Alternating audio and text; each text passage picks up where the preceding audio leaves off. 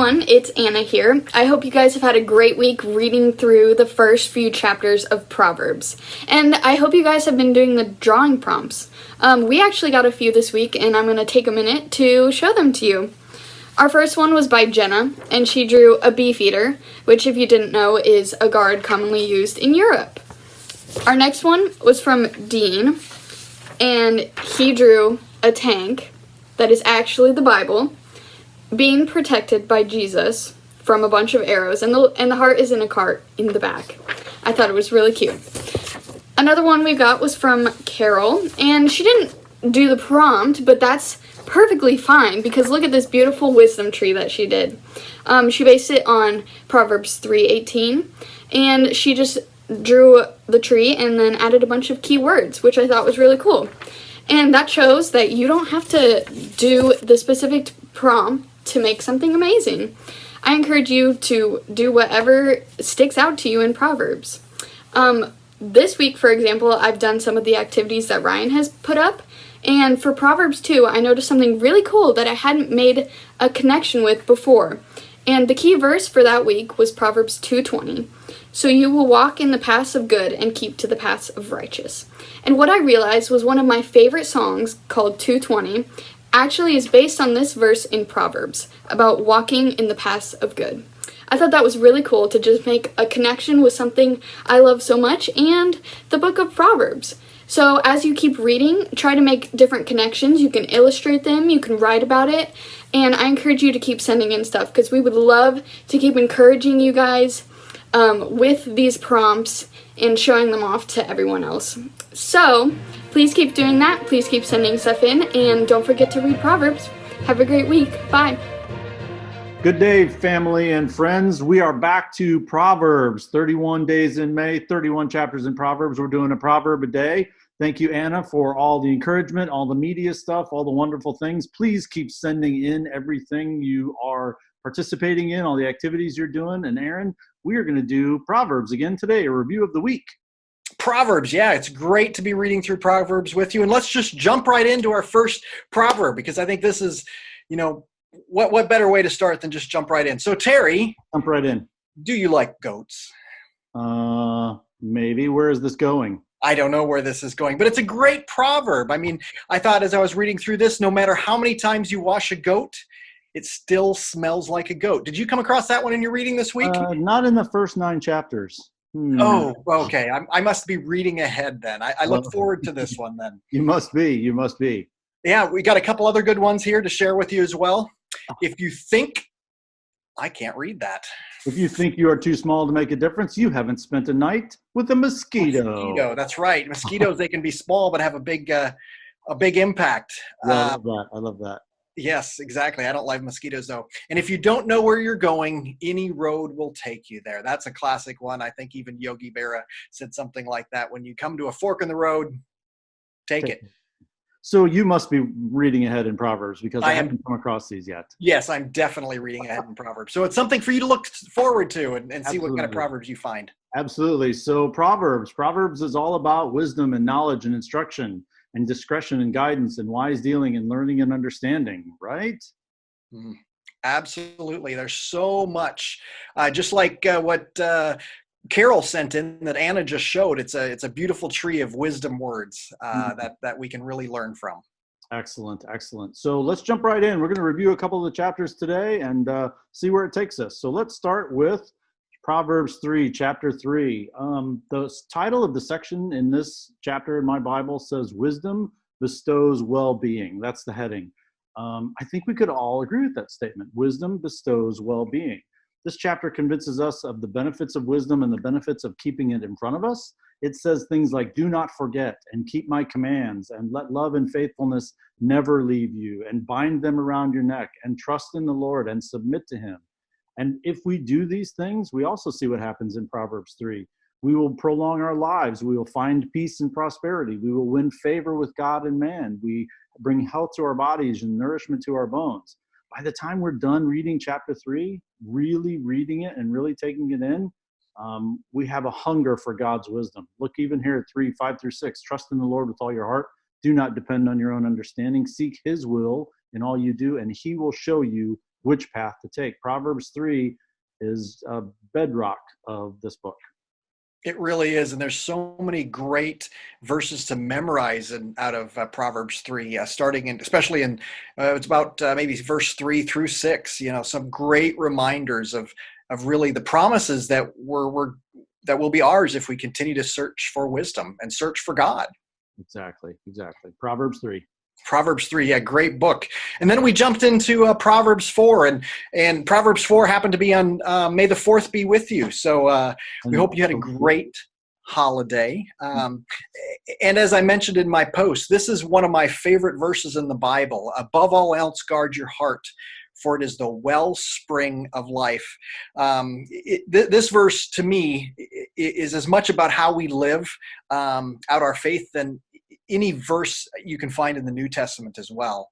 But it brings a question back to mind, that is, how do we really guard our heart? Mm-hmm. I mean, you think about the music we listen to, the shows we watch, the places we go, the friends we keep.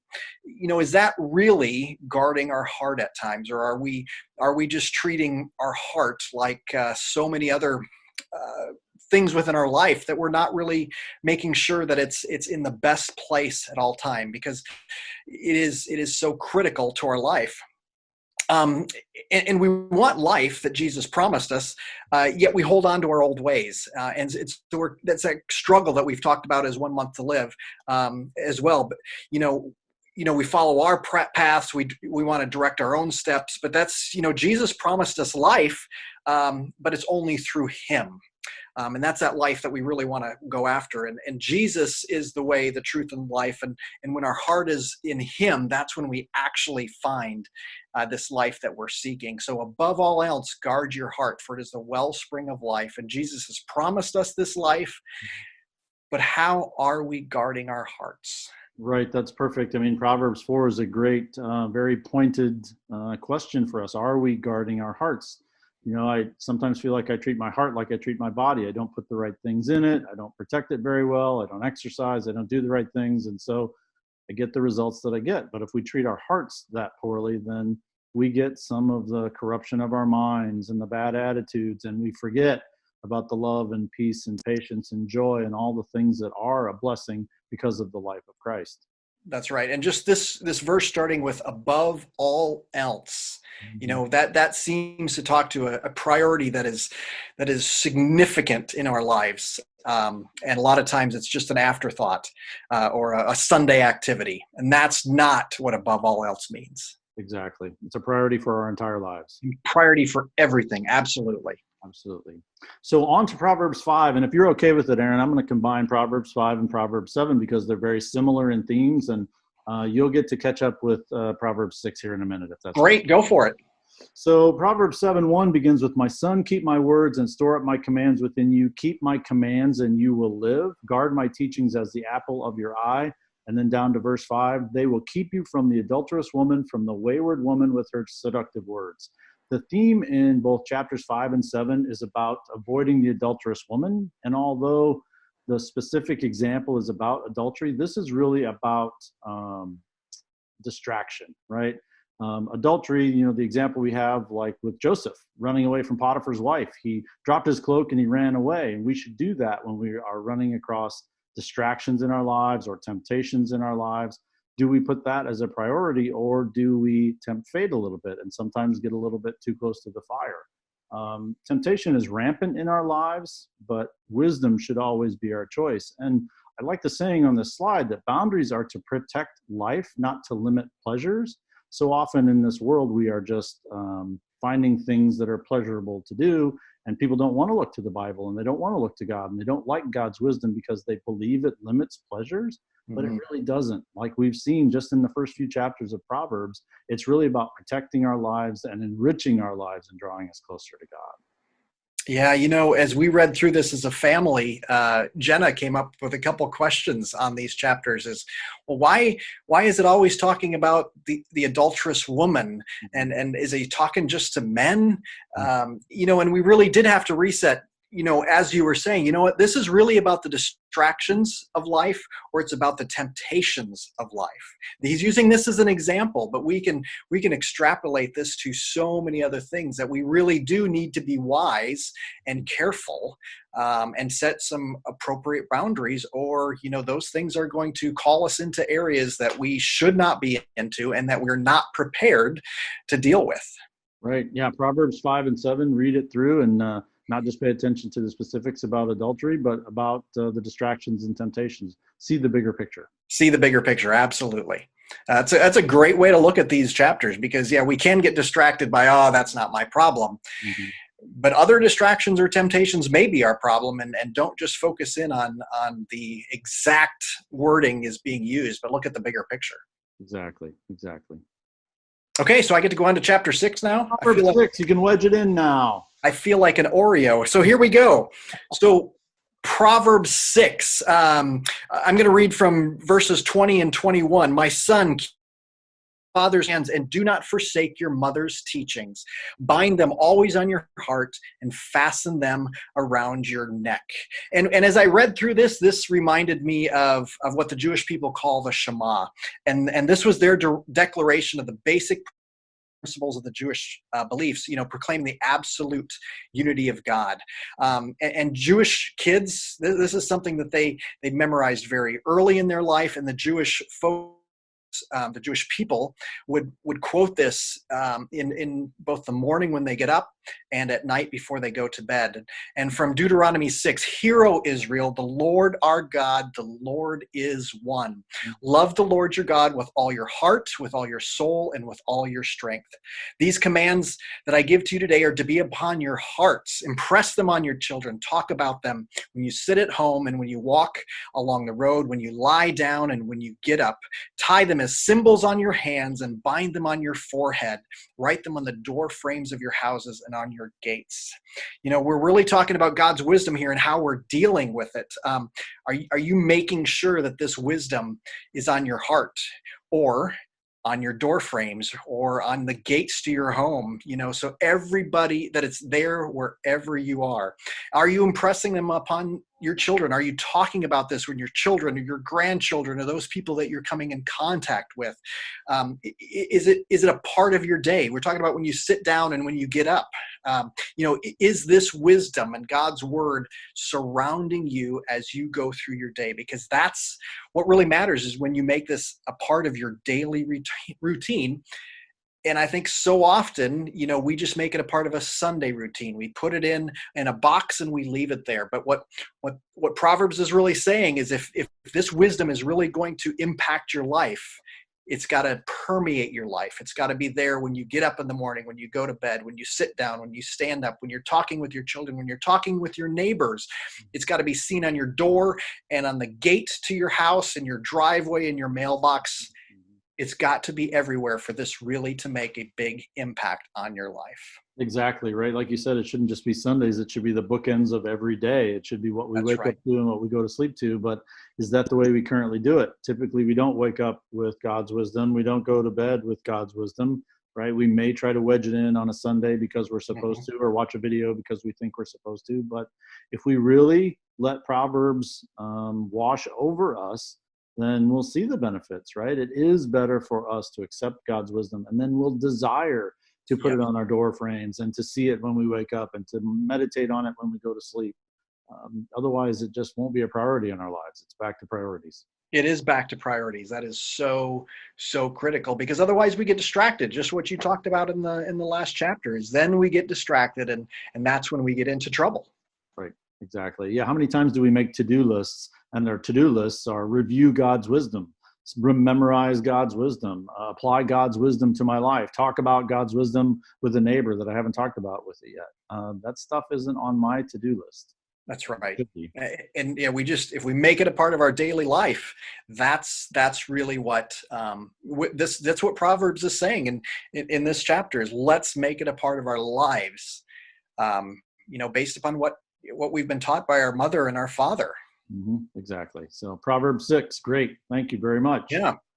Proverbs 7, see previous comments. See previous comment. Man, that was an easy one for you. Good job. And then on to Proverbs 8. Back to you, Aaron.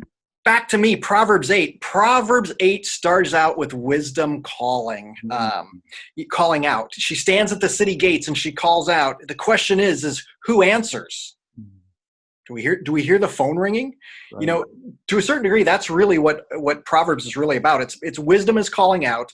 It's a book of wisdom, and are we going to be there to really hear it? But it's not just Proverbs, but it's the whole Bible. It's a book designed to help us in life, to give us life and wisdom and words from God. You know, because it's really interesting in this chapter. You know, wisdom was with God in the beginning. That's what it says in about verses 22 through 31.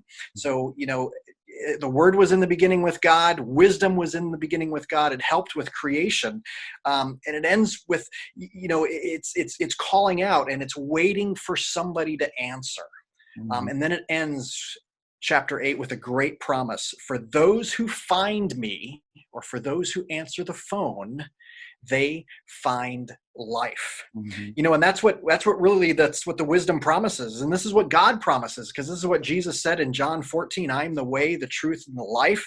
No one comes to the Father except through me. And, you know, that what better life than what we get through Jesus? And it's also being offered to us through this book of Proverbs, through some very specific wisdom statements. And again, if we believe that Jesus was with God in the beginning when he created the world, and that what Proverbs says is that wisdom was also there as a part of all that, then these wisdom truths are here to help us to find life and find it through Jesus. And there's not much better wisdom than when we truly believe this and we live it. You know, again, as we've talked about in 1 Month to Live, this is our legacy. And really what, you know, that phone is ringing, you know, and a lot of times, you know, in our modern day technology, you know, oh, I can see who's calling, right? Right. And are we picking up when we see who's calling, or do we send it to voicemail? And wisdom is there calling out, and it's just, it's important that we're there to actually answer the call. Right. This is great imagery, right? Wisdom is calling. This harks back to ringing the dinner bell, right? Calling the family in for dinner. The wisdom is calling out to us. The dinner bell is calling out to us. And all who follow the bell find nutrition, find nourishment. And it's up to us to take action on that. Otherwise, we just go on and ignore the call and put our own lives and our own wisdom, our own human knowledge first. That's right. And I guarantee you that not many people are missing that dinner bell. Exactly. We better also not be missing it when wisdom starts calling out, because you know, God says, you know, he's either there at the door knocking, or wisdom is calling out to us. And what are we doing when that happens? Right. Will we answer the call? Will we answer the call? Sounds like a song, but I'll let you sing that later. All right. Later on. That'll be in the end credits. Proverbs 9. Proverbs 9 fell back to me. Verse 10 caught my attention. The fear of the Lord is the beginning of wisdom, and knowledge of the Holy One is understanding. This is often a verse that we memorize, right? Fear of the Lord is the beginning of wisdom. But then verse 13 says, folly is an unruly woman. She is simple and knows nothing. You know, we don't often use the word folly in our daily language, but it really means simply foolishness. Or a lack of good sense. I think we understand that. You know, we use foolishness or lack of common sense or lack of good sense. But another definition that I found was a costly ornamental building with no practical purpose. So folly can be something empty, something hollow. Folly sometimes is louder and more prominent, but in the end, it's hollow and worthless. Proverbs helps us separate the two, wisdom from folly. The things that we think are wise, you know, are just folly to God. And so Proverbs, especially in Proverbs 9, again, reminds us to be able to see the difference, to pay attention, discern. We use the word discern a lot, to discern between the two and follow the path of wisdom always. It requires effort every day because we're surrounded by folly. We're surrounded by foolishness. We can turn on the TV or open Facebook and see some of that stuff. And what people claim to be wisdom really isn't. But it's always God's wisdom that is best for us to follow and to keep folly at arm's length. Yeah, your example of a ornamental building with nothing on the inside. I think we're warned about, you know, looking one way on the outside and being something else on the inside so often in Scripture.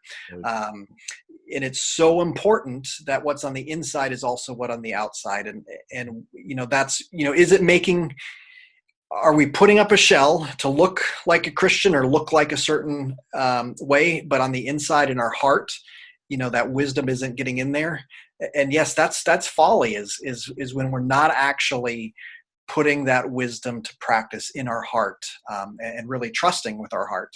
Absolutely. Yeah, it's so easy to fool ourselves and fool other people with what's on the outside, but we won't fool God with what's on the inside. We should really be paying attention to that just as much. Absolutely. God is not fooled. We fool ourselves way more often than we fool anybody else. And we don't admit it.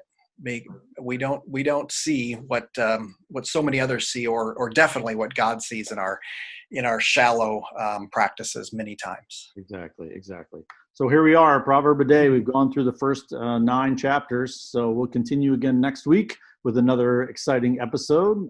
Again, pay attention to the Proverbs a Day challenge. Look for those on Facebook or on the website. Aaron, more stuff will be emailed out. Is that right? That's right. We'll be posting more pictures, more word searches, crossword puzzles, activities.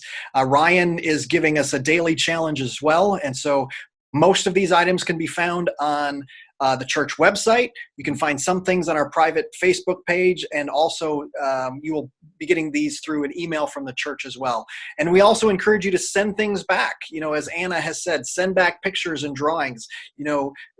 Memorize something with your family, videotape it and send it back in. We'd love to share with everybody how we are all experiencing this Proverbs 31 challenge together. Even though we're not together, we can do this together and really build each other up as we go through Proverbs a day. So it's been great.